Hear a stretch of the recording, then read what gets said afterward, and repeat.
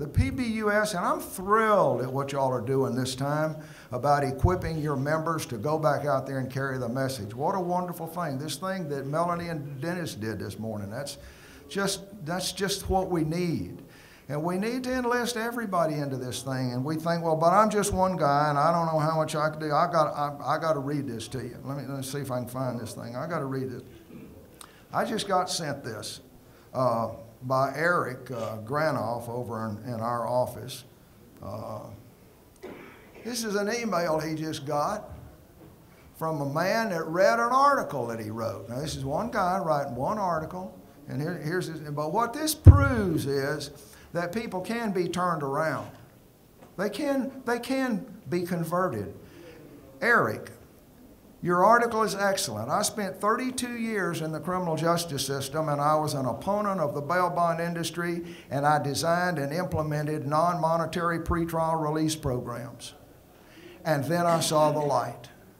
I spent the last half of my career as a strong advocate of bail bonds, speaking to those issues wherever and whenever possible.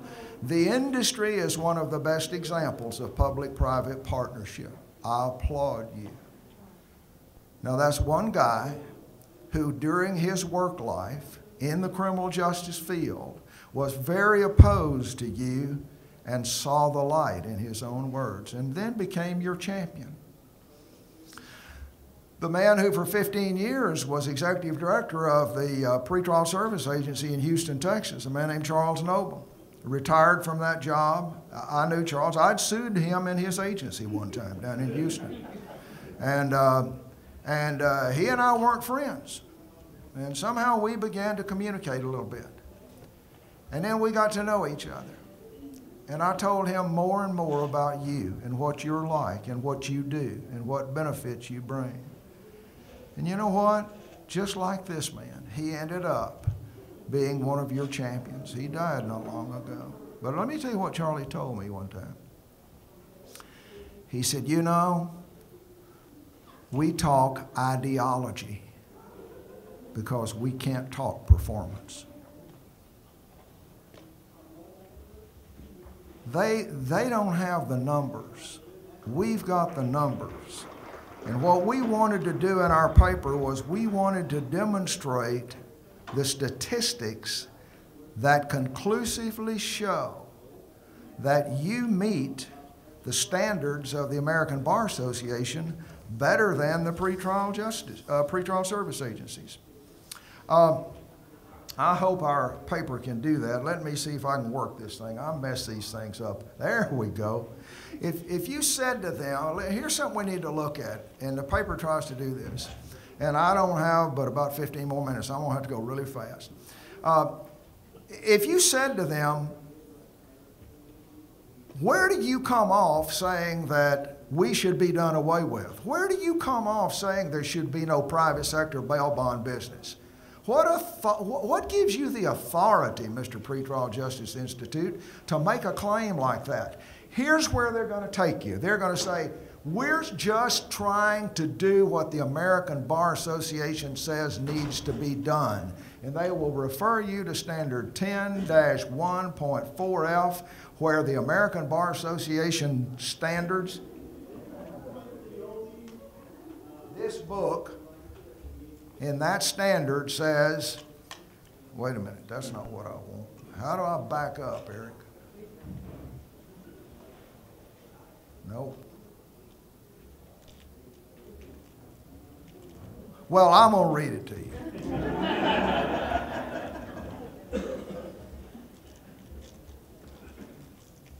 I want this standard,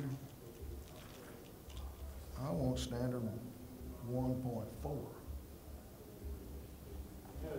Yeah, that's right. That's right. I told y'all, I can't even get close to one of these things.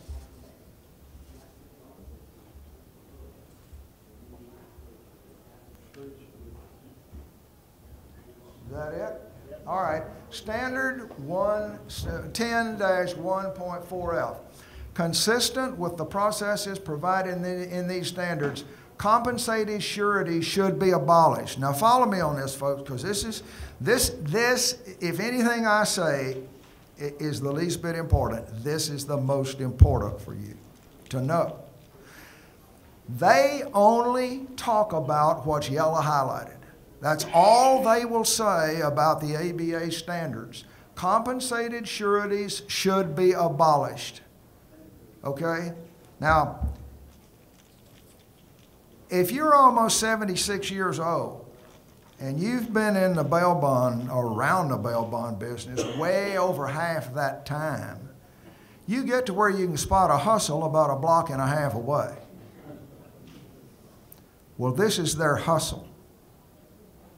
We spotted their hustle, and this is it. They only tell you half the story. They only tell you that part of the story. Compensated sureties should be abolished. And that's the last half of the story.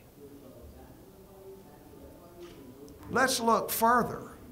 Before that standard is even printed in their book, there's another standard that says, in deciding pretrial release, the judicial officer should assign the least restrictive conditions of release. Look at our yellow highlighted part.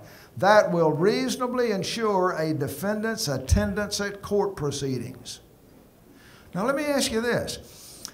If you are the only form of release that reasonably ensures the appearance of defendants at court proceedings, wouldn't you by definition be the least restrictive method that ensures people getting to court?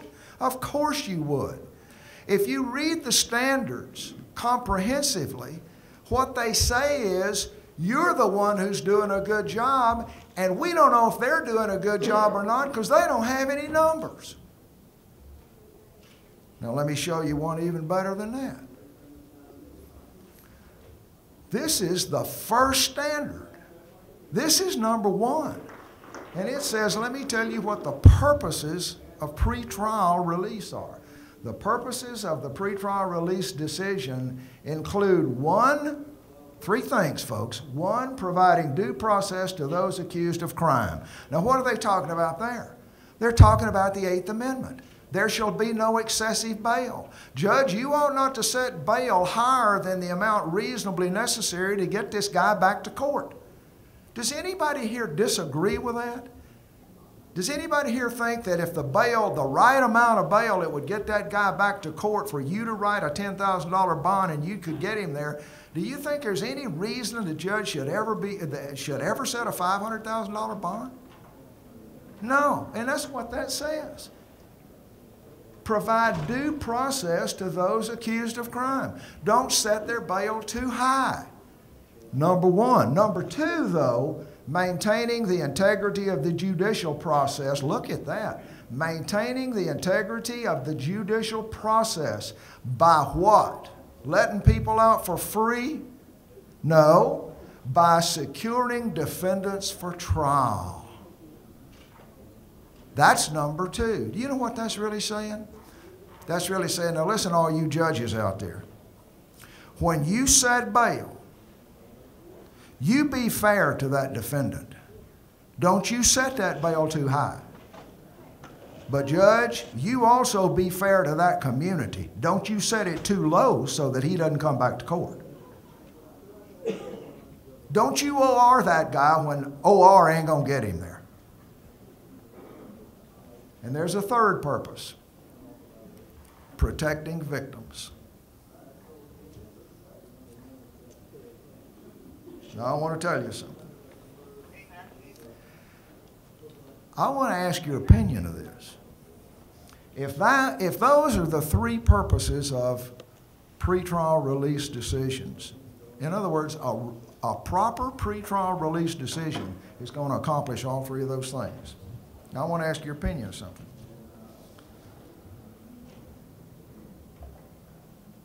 Does your business model accommodate all three of those things?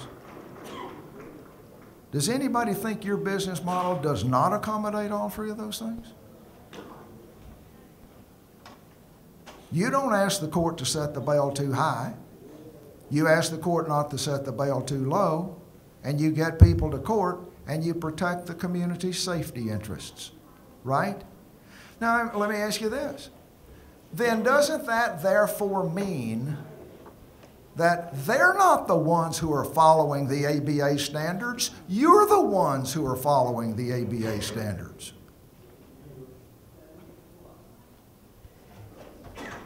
Any system is only as good as it is workable. And yours is good, and theirs is not. We say to them, in the paper, in our paper, we say, we've got the Bureau of Justice Statistics bulletins that show that we outperform any other method in getting people to court. And we've got the University of Chicago Law School study, and we cite these and refer the ABA to them. And we've got the University of Chicago Law School study by Eric Tabarrok, who concluded the same thing that the BJS did, that we by far do a superior job of getting people to court and holding down recidivism. Now let me tell you what else we've got that we didn't put in the paper because it wasn't ready, and that was the University of Texas Dallas study. Now we got that. And we got something else that maybe you don't even know about. And it's the best study of all, as far as I'm concerned. It's a little study done down in Houston, Texas.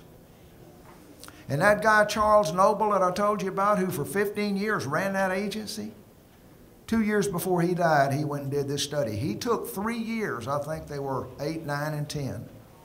9, 10, and 11. 9, 10, and 11, I believe they were. Now, there was a perfect petri dish for demonstrating your prowess down there in Houston, Texas, pretrial service agency, because the district court judges down there, on some felony releases, they would release them only on a surety bond. But on some felony releases, they would release them under the custody of the pretrial service agency, but they would say, but we want you to also have a surety bond. So the pretrial service agency had two groups of felons. It had what they called the courtesy supervision cases, which was the ones with surety bonds, your bonds on them. And then it had the felons that didn't have any surety bonds on them. And they were just supposed to get them to court. And they were supposed to get the surety bonded people to court. And they used the same method of supervision and monitoring on all of the cases. Now, are you with me? We got bonded felons and non-bonded felons all being supervised and monitored and managed for reappearance by the Harris County Pretrial Services Agency. And fortuitously for us, there was about 5,000 in each category each year. Can you think of a better comparison test? And Charlie ran the numbers for failures to appear. And bless his heart, guess what they showed? Those without a surety bond were exactly twice as apt to fail in their court appearance as those with a surety bond. You performed 2 times better than they did. Now you call us, we'll send you that study. We've got the numbers. They don't have the numbers. And you know what? I'm going to make it. I'm going to make it. We've got the numbers. They don't have the numbers. There's a line in an old Mary Chapin Carpenter song that says, the cards may lie, but the numbers never do. And we got the numbers. They don't have the numbers. The only numbers they can come up with are no numbers. Their statistics operate against them. Years ago, in the Sunday papers, there was a comic strip called Pogo Possum. I don't know if any of you are old enough to have ever seen that thing. I used to love it, and I remember one frame in one of those comic strips that it showed Pogo down there in the swamp, and Pogo says, "We have met the enemy, and he is us." That's them. This, ladies and gentlemen, this is the soft underbelly of the possum, if you want to hit the possum. They don't have any numbers. And we got great, great numbers. Now, I got 7 minutes left, but our paper doesn't stop there. It talks about why you have the best numbers. And I wrote that part of the paper, and I talk about your superior risk selection process, and I explain to the reader of the article all the things that you do when you decide whether or not to take somebody out of jail. And then I also talked about your risk monitoring process. and how almost scientific it is, but at the same time I showed how workable it is, and I talked about what I cornily call the circle of love. And what I'm really talking about is, and I explained to him how you take a defendant out of jail, and you put him right down in the middle of a circle, and the circumference is populated with people he doesn't want to hurt. And you say, John, I didn't want to get you out of jail. These people want to get you out of jail. And if you don't go to court like you're supposed to, you're not going to hurt me, you're going to hurt them. I may have to pay, but then they got to pay me, see, because they signed this piece of paper that says that they will. Nobody else has got that. Nobody. And that's part of your magic. And I explained this in the paper. But there's more. There are the economic benefits. You know, the premium taxes that go to the state insurance department, and the forfeitures that you pay, and the business that you support by the employees you have in the community. But there's more. We didn't stop there. We talked about how you promote community safety. We demonstrated in this paper that the more you have professional surety bonds in a community, the fewer crime victims you're going to have. We tried to show how you perfectly mirror the expectations of the American Bar Association for a pretrial release methodology. I hope you'll get that out of this paper, and I hope you'll use it. I hope you'll tell the story. And I know somebody's sitting there saying, oh, great. Well, okay, sure, Watson. How do we take that thick paper and go use it in our community with people that we know and our opinion leaders and elected officials? Well, I got news for you. We made you a little manual. It's a cheat sheet. You can take the contents of this paper and very easily apply it wherever you want to whomever you want to. We're going to hand them out to you. And they're very simple, but when you look at it, if you have any questions about how to use it, or you got any ideas that you can help us shape how better to use it, please give us a call. If you got any questions, give us a call. If you need any of the studies that I've mentioned, give us a call. We'll get them to you. All that stuff's on our website over there. Well, I hope all this helps. Jay and I hope all this helps. We hope you have a great rest of your conference. Thank you very much.